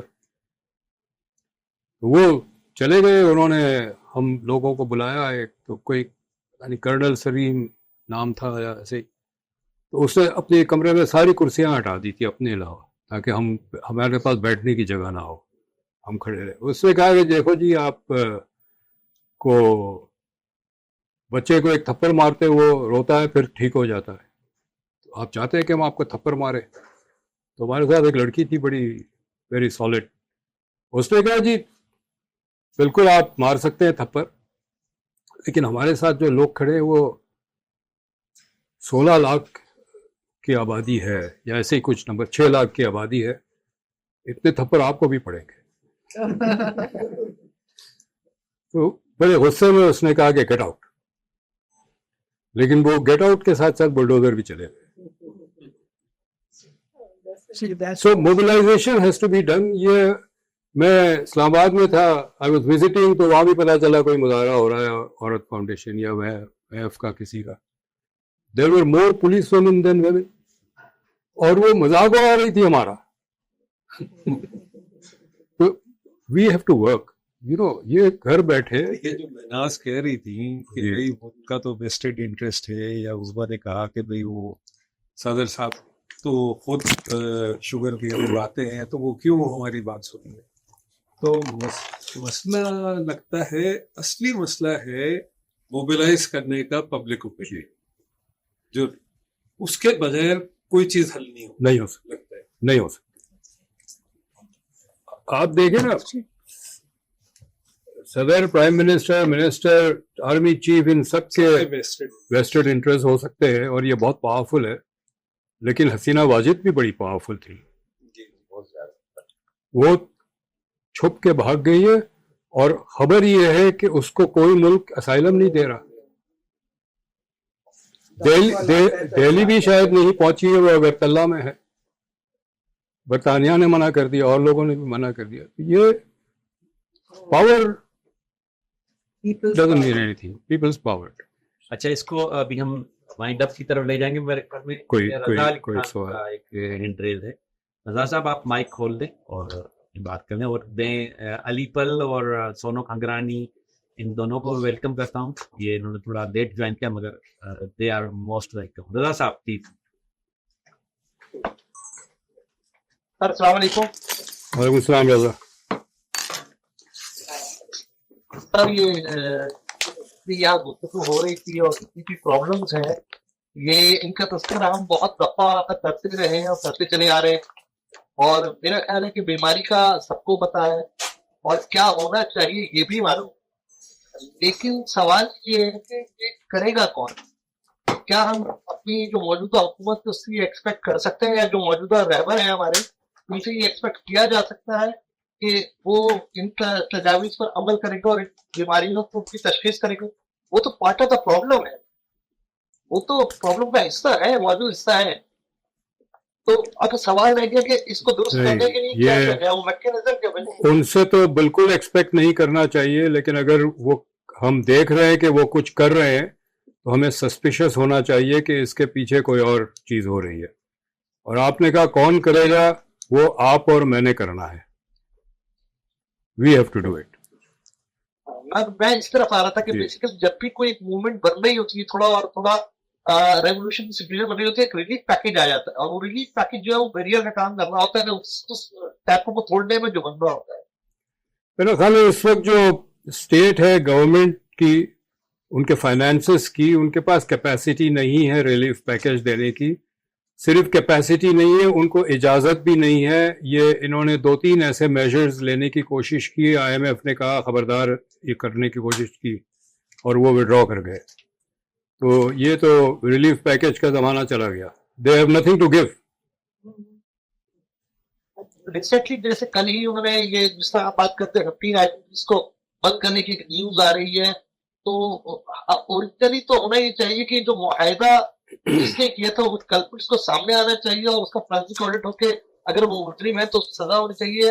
یہ سلوشن ہونا چاہیے یہ کہ ہاں جی ہم نے بند کر رہے ہیں یا 2-3 سال کا آگے پلان بنا دیا کہ یہ گریجولی بند کر دیے جائیں گے. جس کو سزا دینی ہے ضرور دے دو, لیکن اس سے ہمیں غریبوں کو کیا فائدہ ہوگا؟ اس سے قیمتیں کم نہیں ہوگی, اس سے روزگار نہیں ملے گا. تو میرا خیال ہے ہمیں سٹریس جو ہے اس پہ ہونا چاہیے کہ روزگار کے مواقع بنے, جو تبدیلیاں معیشت میں کرنی ہے وہ کریں اور قیمتیں کم ہو. تو یہ ہمارا ٹارگیٹ ہونا چاہیے. اب یہ ہم نے بہت زیادہ نیب اور سارا کیسز پچھلے 40 سال سے دیکھتے رہے ہیں اور ان کو کوئی فرق نہیں پڑا, ان کی دولت میں کوئی فرق نہیں پڑا. تو لیکن یہ کہ ہم اس کی قیمت ادا کرتے رہے. تھینک یو رضا صاحب. ابھی ہم اس کو وائنڈ اپ کی طرف لے جائیں گے. سوال میرا سوری کون سا؟ میرا یہ سوال تھا کہ اگر آگے ترمیم کے بعد اگر ہم سب جو صوبے ہیں ہم نہیں کوشش کر سکتے کہ ہم as a province self reliant ہو, بہتر کریں, اپنے جو عوام کے جو مسائل ہیں وہ حل کریں, فوڈ کراپ جیسے آپ نے کہا وہ اگائیں جس سے ہماری عوام کو فائدہ ہو. تو یہ is it not possible that each province can work towards its own progress? جی میں آپ کا سوال ریپیٹ بھی کر دیتا ہوں. سوال یہ پہلے بھی پوچھا تھا عظما نے, ان کا یہ ہے کہ 18ویں ترمیم کے بعد کیا صوبے اپنے طور پہ یہ چیزیں نہیں کر سکتی ہے جو فوڈ کراپ کی گروتھ ہے, اور بہت ساری چیزیں صوبے کر سکتی ہے اور نہیں بھی کر سکتی ہے. صوبوں کا 80% بجٹ جو ہے وہ وفاق سے آتا ہے, ڈویزبل پول سے, این ایف سی. تو وفاق کا جو فائنینسز ہیں وہ ہیلدی ہونا ضروری ہے, ورنہ صوبوں کو پیسے نہیں ملیں گے. اور صوبوں کے سارے اخراجات تو انہی پیسوں سے ہوتے ہیں. صوبوں کا صرف 7th NFC کے بعد صوبوں کے پاس ایک ہی ٹیکس کا سورس ہے جو مضبوط ہے, وہ GST سروسز ہے. اس سے پہلے صوبوں کے پاس کوئی ٹیکس کا سورس نہیں تھا. تھوڑے بہت ٹیکسز ادھر ادھر جمع کرتے تھے اس طرح کے, لیکن زیادہ نہیں تھا. 90% revenues came from the federal government. اب 80% آتا ہے چونکہ GST سروس ہے. تو ہم پھر یہ جو کراپ کی بات ہے وہ یہ ہے کہ اگر آپ کہ 4 ڈسٹرکٹ کو کہہ رہے ہیں کہ آپ صرف دال گرو کریں گے، تو ان کو ظاہر ایک پیکج دینا پڑے گا نا. میں کاشتکار ہوں، مجھے بہت پیسے ملتے ہیں چاول گرو کر کے، مجھے آپ کہتے ہیں آپ چاول نہ گرو کریں، آپ دال گرو کریں جس کے آدھے پیسے ملیں گے، تو میں کیوں کروں گا؟ تو آپ کو اس کو ایک پیکج دینا پڑے گا. اچھا، ایک پیکج اگر صوبہ دے رہا ہے تو صوبہ کوئی زیادہ دے رہا ہے، کوئی کم دے رہا ہے، تو وہ ایک بڑی ڈسٹورشن کریٹ ہوگی. اگر سندھ نے دیا اور پنجاب نے نہیں دیا تو دال تو گرو ہوگی لیکن سفیشینٹ نہیں ہوگی، چونکہ ایک صوبہ نہیں کر رہا ہے، اور اس کا جو فسکل برڈن سندھ تو کر رہا ہے. سستی دال جو ہے وہ سندھ میں گرو ہوگی، پنجاب میں سیل ہوگی، تو وہ جو کراس بارڈر ایشوز ہیں وہ ارائز ہو جائیں گے. تو بہت ساری چیزیں جو سروس ڈیلیوری ہے وہ تو صوبوں نے کی ہے. سندھ نے 2 ایریاز میں بہت کام کیا ہے 18ویں ترمیم کے بعد. جو پروونشل ہائی ویز ہیں وہ بہت اچھے ہو گئے. آپ کہیں بھی جائیں سندھ میں پروونشل ہائی ویز پہ، تو اگر ٹریفک نہیں ہے تو 100 کلومیٹر کی رفتار سے ان انٹرپٹڈ گاڑی چلا سکتے ہیں، کھڈے وڈے نہیں ہیں. ٹھیک ہے.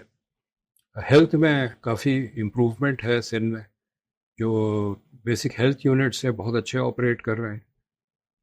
ڈاکٹرز بھی ہوتے ہیں ٹائم پہ، دوائیاں بھی ایکسپائرڈ نہیں ہیں. میں جب کہیں جاتا ہوں میں ضرور BHO وزٹ کرتا ہوں، اور میرا سب سے پہلے ہوتا ہے دوائی دکھاؤ مجھے. میں چیک کرتا ہوں ایکسپائرڈ تو نہیں ہے، اور وہ نہیں ہوتی ہے. اور سب سے بڑا ٹیسٹ تو یہ ہے کہ پیشنٹس کا ہجوم ہوتا ہے، وہاں کچھ ملتا ہے تبھی تو پیشنٹس جاتے ہیں. باقی علاقوں میں تعلیم میں سندھ کمپلیٹ فیلئر ہے، اس کو امپروو کرنے میں، اور چیزوں میں فیلئر ہے، اربن سروسز میں فیلئر ہے. تو لیکن جہاں 2 چیزیں تو سندھ نے کی ہے، باقی پنجاب نے بھی کی ہے، اور چیزیں بھی کہیں کہیں ہوئی ہے. خیبر پختونخوا میں سب سے زیادہ 18th امینڈمنٹ کا پبلک سروس کے حوالے سے امپروومنٹ ہے خیبر میں. لیکن بہت ساری ایسی چیزیں ہیں جو صوبے نہیں کر سکتے بغیر فیڈرل انٹرونشن کے. جی بہت شکریہ. میں بس جو ہمارے زوم کے ساتھ ہیں ان کو ریکگنائز کرنا چاہ رہا ہوں. رضا کے ساتھ سمیت کمار ہیں، سلیمان ابرو صاحب، علی پل، مہناز رحمان اور اکرم خاسکلی ہمارے دوست ہیں، شہزاد ہیں، اقبال حیدر بٹ صاحب ہیں، حبیبہ حسن ہیں، اور ڈاکٹر سونو کندرالی. آپ سب اس سے پہلے 1-2 آئے تھے، وہ میرے خیال میں چلے گئے. تو اب میں زینیا سے کہوں گا کہ اپنے کلوزنگ ریمارکس یا جو ووٹ آف تھینکس وہ کرتے ہیں. Thank you. بس آپ سب کا بہت بہت شکریہ. آپ لوگ اتنی دیر یہاں پر رہے اور آپ نے بہت ویلڈ سوالات پوچھے ہمارے ساتھ. اس وقت یہ جو چھوٹا سا ہمارا روم ہے اس میں آئی تھنک کوئی 12-14 لوگ موجود ہیں. تو آپ سب ان سب کا بھی بہت بہت شکریہ کہ ان پرسن آج کے سیشن میں آئے. اور ڈاکٹر کیسر کا بہت شکریہ. آئی تھنک ان کے ساتھ بات کرنے سے ایک تو یہ ہوتا ہے کہ جو کمپلیکس چیزیں ہوتی ہیں وہ ذرا کھلنا شروع ہو جاتی ہے اور تھوڑا سمجھ آنا شروع ہوتا ہے کہ ہیڈ لائن کے اندر جو چیزیں ہیں وہ کیسی ہوتی ہیں، ان میں کہاں آپ انٹری کی گنجائش ہے. جیسے ڈاکٹر کیسر نے بتایا کہ آپ اگر ڈیمانڈ بھی کرتے ہیں تو آپ کو کس طرح کی ڈیمانڈ کرنے کی ضرورت ہے.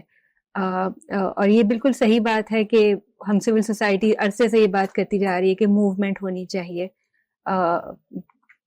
اس کے بغیر شاید یہ چیز کسی بھی قسم کے ریفارمز یا کسی بھی قسم کا اسٹرکچرل چینج آگے نہیں بڑھ سکتا.